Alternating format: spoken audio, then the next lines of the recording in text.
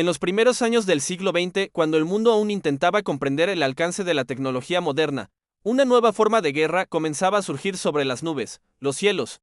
Hasta entonces símbolo de libertad, se transformaban en un campo de batalla. Fue en ese escenario donde apareció una figura que cambiaría para siempre la historia de la aviación, Manfred von Richthofen, conocido universalmente como el Barón Rojo. Su historia no comienza en el aire, sino en tierra firme. Nació el 2 de mayo de 1892 en Breslau, una ciudad que hoy pertenece a Polonia, pero que en aquel entonces formaba parte del Imperio Alemán.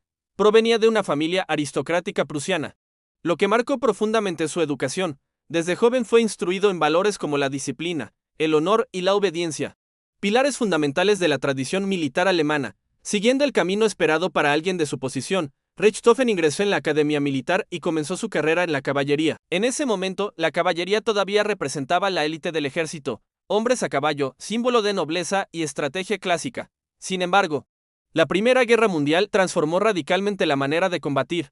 Las trincheras, las ametralladoras y la artillería pesada hicieron que las cargas de caballería quedaran obsoletas casi de la noche a la mañana. Fue en ese contexto de cambio donde Richthofen tomó una decisión que alteraría su destino: abandonar la caballería y unirse al servicio aéreo. Lo que al principio era una función secundaria, reconocer posiciones enemigas desde el aire, pronto se convirtió en uno de los aspectos más innovadores y peligrosos de la guerra. Los primeros aviones eran rudimentarios, construidos con madera, tela y cables, carecían de la resistencia y la tecnología que hoy consideramos básicas. Volar en ellos era arriesgar la vida constantemente, incluso sin la presencia del enemigo. Pero para Richthofen, el cielo representaba una oportunidad. Su verdadero desarrollo como piloto llegó bajo la tutela de Oswald Boelcke, uno de los pioneros de la aviación de combate. Boelcke no solo era un gran piloto, sino también un estratega brillante.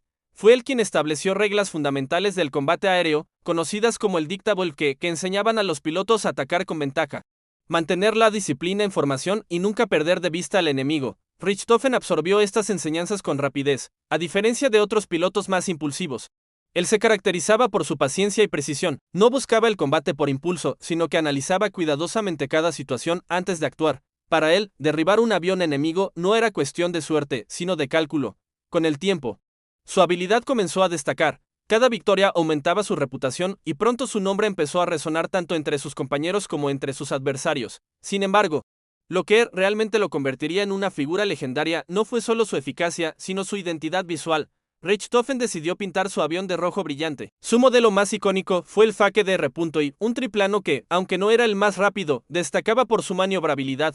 En el combate aéreo, la capacidad de girar rápidamente podía marcar la diferencia entre la vida y la muerte. El color rojo no era una elección casual.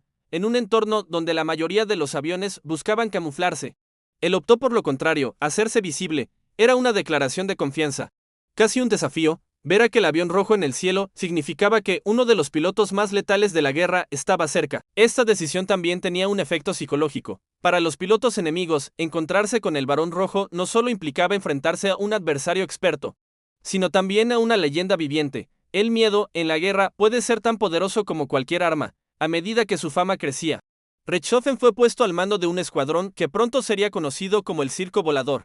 Este grupo de élite no solo destacaba por su habilidad, sino también por sus aviones decorados con colores llamativos. Cada piloto tenía su propio diseño, lo que convertía sus formaciones en un espectáculo visual en el cielo. Pero más allá de la estética, el circo volador era una unidad altamente eficaz. Se movía rápidamente de un frente a otro, respondiendo a las necesidades del alto mando alemán. Su presencia en una zona solía inclinar la balanza a favor de Alemania en el combate aéreo. Richthofen, como líder, mantenía una disciplina estricta. Exigía a sus hombres seguir las tácticas aprendidas y evitar riesgos innecesarios. Para él, la supervivencia del escuadrón era tan importante como las victorias individuales. Y, sin embargo, a pesar de estar inmerso en una guerra total, el Barón Rojo mantenía una cierta noción de honor caballeresco, en una época en la que el combate aéreo todavía conservaba elementos de duelo individual.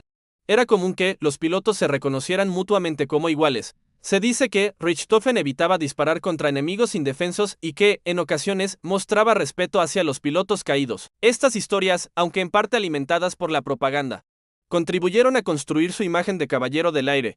Pero no debemos olvidar el contexto. La Primera Guerra Mundial fue uno de los conflictos más devastadores de la historia. Millones de personas murieron en condiciones terribles, especialmente en las trincheras. En comparación, los combates aéreos podían parecer casi románticos, pero no dejaban de ser una parte más de la maquinaria de guerra.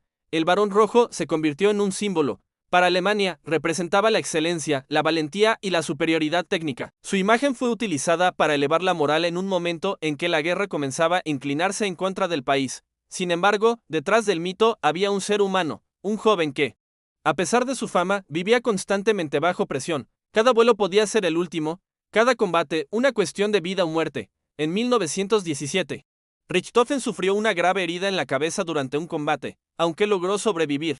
Este incidente tuvo consecuencias duraderas. Algunos historiadores creen que afectó su juicio y su comportamiento en combate, haciéndolo más arriesgado. Aún así, continuó volando. Su determinación o quizás su sentido del deber lo mantenían en el aire. Para entonces, ya era el as de ases con decenas de victorias confirmadas. Finalmente, el 21 de abril de 1918, su historia llegó a su fin. Durante un combate cerca del río Somme, en Francia, el Barón Rojo persiguió a un avión enemigo a baja altura, alejándose de sus líneas y entrando en territorio peligroso. Fue entonces cuando recibió el disparo fatal.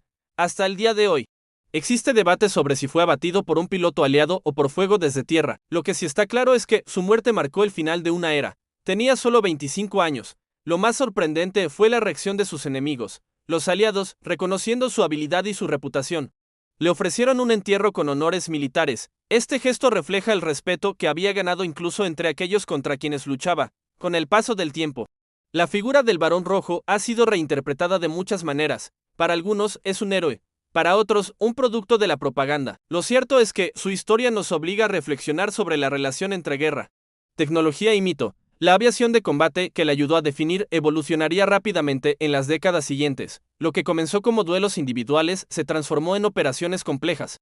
Con múltiples aviones, radares y misiles, el piloto solitario dio paso a sistemas altamente coordinados. Y, sin embargo, la imagen del Barón Rojo sigue siendo poderosa. Representa un momento de transición, en el que la guerra aún conservaba ciertos elementos de individualidad antes de convertirse en un fenómeno completamente industrializado. Su legado también vive en la cultura popular. Libros, películas y videojuegos han recreado su historia, manteniendo viva la fascinación por este personaje.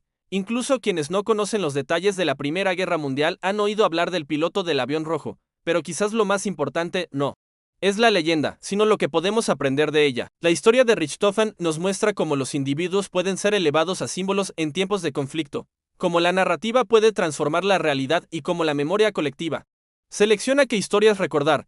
En última instancia, el Barón Rojo no fue solo un piloto excepcional, fue el reflejo de una época marcada por el cambio, la innovación y la tragedia. Un joven aristócrata que pasó de cabalgar en la tierra a dominar los cielos, un estratega que convirtió el combate aéreo en un arte, un símbolo que trascendió su tiempo, y una leyenda que, más de un siglo después, sigue volando.